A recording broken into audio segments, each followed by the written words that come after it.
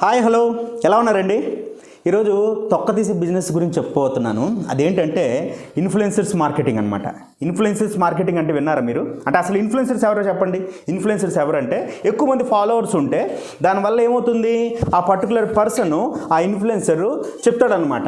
So ఇది కొనండిరా బాబు అంటే అందరూ అది కొనడానికి ట్రై చేస్తారు, అట్లీస్ట్ దాని గురించి చూస్తారు, అంటే ఇన్ఫ్లుయెన్స్ చేస్తాడనమాట. లేదంటే ఆ సినిమా చూశాడు, సినిమా చాలా బాగుంది అని చెప్తాడు, చెప్పగానే జస్ట్ మిగిలిన వాళ్ళందరూ ఫాలో అవుతున్నారు కాబట్టి ఎక్కువ మంది సో అయితే బాగుంది కోసం వెళ్దాము, లేదంటే బాగోలేదు కోసం అనవసరం వెళ్ళడం.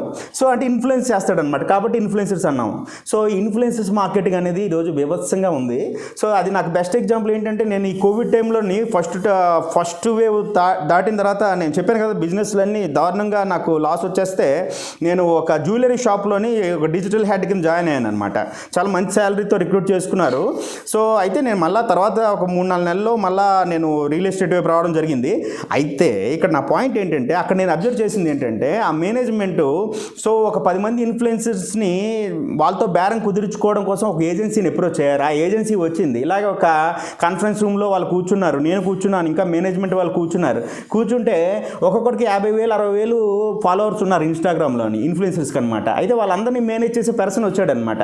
సో వాడి ప్రైస్ చెప్తుంటే నాకు చాలా ఆశ్చర్యం వేసింది. అంటే చాలా ఎక్కువ ప్రైసే, అంటే ఎక్కువ ప్రైస్ అయినా సరే మా వాళ్ళు అక్కడ ప్రాజెక్ట్ ఇవ్వడానికి రెడీ అయ్యారు. ఎందుకనంటే రీచ్ ఎక్కువ ఉంటుంది. ఇప్పుడే కదా చెప్పాను, అంటే ఒక 10 మంది ఒక్కొక్కరికి 50,000 ఫాలోవర్స్ ఉంటే సో 50,000 × 10 సో 5 లక్షల మందికి రీచ్ ఉంటుందన్నమాట. అంటే నేను పెట్టిన ఆ ప్రోడక్ట్ కానీ ఆ జ్యువెలరీ కానీ.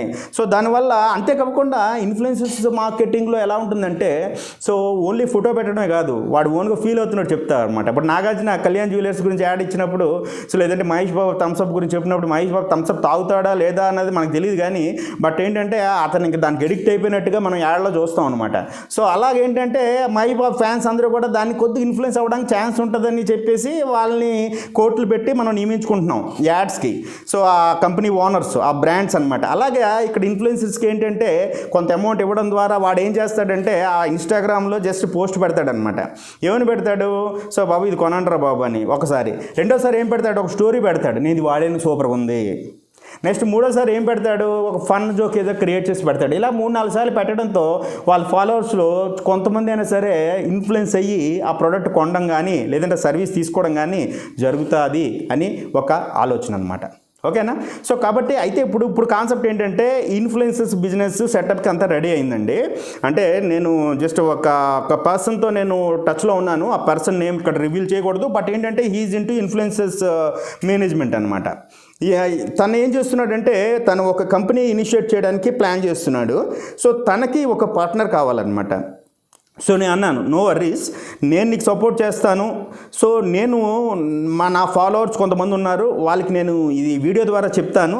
సో వాళ్ళు నీతో టైఅప్ అవుతానంటే హ్యాపీగా, అంటే ఒక 5 lakhs to 10 lakhs ఇన్వెస్ట్మెంట్ ఉంటుందండి. సో ఆ ఇన్వెస్ట్మెంట్ కూడా ఎందుకంటే జస్ట్ కంప్లీట్గా మార్కెటింగ్ చేయడానికి ఒక బ్రాండ్ పెట్టి దానికి సంబంధించిన మొత్తం ఒక 100-200 ఇన్ఫ్లుయెన్సర్స్ ప్రొఫైల్ అందులో యాడ్ చేసి, జస్ట్ యాడ్ చేయడమే కాకుండా వాటికి మార్కెటింగ్ చేసి, సో బ్రోచర్స్ తయారు చేసి కంపెనీని నెక్స్ట్ లెవెల్లో తీసుకెళ్ళడానికి, ఎక్కువ ఆర్డర్స్ రావడం అంటే ఏంటి, దానికి మళ్ళీ మార్కెటింగ్ చేయాలి కదా మనం. మార్కెటింగ్ అంటే ఏంటి, జస్ట్ ఫర్ షాపింగ్ కాంప్లెక్సెస్ ఉన్నాయి, లేదంటే ఒక బిజినెస్ ఏదైనా మ్యానుఫ్యాక్చర్స్ ఉన్నారు, ఒక ఇండస్ట్రీ ఉన్నారు. సో వాళ్ళందరికీ ఏంటంటే ఇన్ఫ్లుయెన్సర్స్ తాలూకా ఆల్బమ్ పంపించి, నీకు ఎంతమంది ఉన్నారు నా దగ్గర ఇన్ఫ్లుయెన్సర్స్, వీళ్ళందరూ కూడా నీ ప్రోడక్ట్ని ప్రమోట్ చేస్తారు. సో ఇది డీలు, ₹1,00,000 డీలు, 10 మంది ఇన్ఫ్లుయెన్సర్స్, 10 లక్షల డీలు, 100 మంది ఇన్ఫ్లుయెన్సర్స్. సో వాళ్ళు 10 days ప్రమోట్ చేస్తారు. సో ఇలాగ బిజినెస్ మాట్లాడుకోవడం అనమాట. సో అంటే ఏంటంటే కష్టపడి చిన్న బిజినెస్లు మనం చేస్తూ ఉంటాం, కరెక్టే కాదనలేదు, బట్ రూపాయి, ₹10, ₹2 మనం లెక్కలు వేసుకొని జస్ట్ అలా యాడ్ చేసుకుంటూ వెళ్తాం, అది కూడా కాదనలేదు. సో స్టాండర్డ్ బిజినెస్లు అన్నీ అలాగే ఉంటాయి. అయితే ఏంటంటే ఇది స్టాండర్డ్ కాదని కాదు, ఇది అంతకు మించని నేను చెప్పగలను. ఎందుకంటే మనకి ప్రాఫిట్ మార్జిన్ చాలా ఎక్కువ ఉంటుంది అనమాట. ఎందుకంటే ఇన్ఫ్లుయెన్సర్స్ కూడా జస్ట్ వాళ్ళు డైరెక్ట్గా ప్రమోషన్స్కి ఆర్డర్స్ తెచ్చుకోవడం వాళ్ళకి కష్టం కాబట్టి ఇలాంటి ఏజెన్సీస్ని అప్రోచ్ అవుతారనమాట. ఆ ఏజెన్సీ వాడు ఏం చేస్తారు, చేస్తాడంటే ఇన్ఫ్లుయెన్సర్స్ అందరితో కాంట్రాక్టులు రాయించుకుంటాడు. ఒక 2 ఇయర్స్కి 3 ఇయర్స్కి నీకు ఒక దానికి ఇంతే ఇస్తాను, ఫిక్స్డ్ ఒక 5,000 6,000 ఇస్తాను ఒక ప్రాజెక్ట్కి. కానీ వీడికి ఒక 20,000 వర్కౌట్ అవుతుంది అనమాట. సో అంటే చాలా ఎక్కువ మార్జిన్ ఉంటుంది. సో కాబట్టి ఏంటంటే ఇన్ఫ్లుయెన్సర్స్ మార్కెటింగ్ మీద ఆల్రెడీ కొన్ని బిజినెస్లు ఉన్నాయి.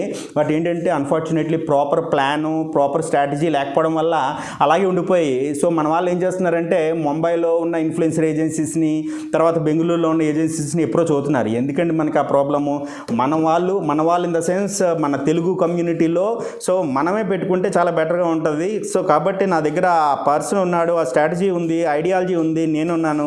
సో ఇంకా లేట్ ఎందుకు, మీకు ఇంట్రెస్ట్ ఉంటే ఇమీడియట్గా రంగంలో దిగండి. 5 లక్షల నుండి 10 లక్షల వరకు ఇన్వెస్ట్మెంట్ అవసరం అవుతుంది. సో బట్ బేభత్సంగా ఉంటుంది, no doubt about that. So నేను మీకున్నాను. Thank you very much. All the best.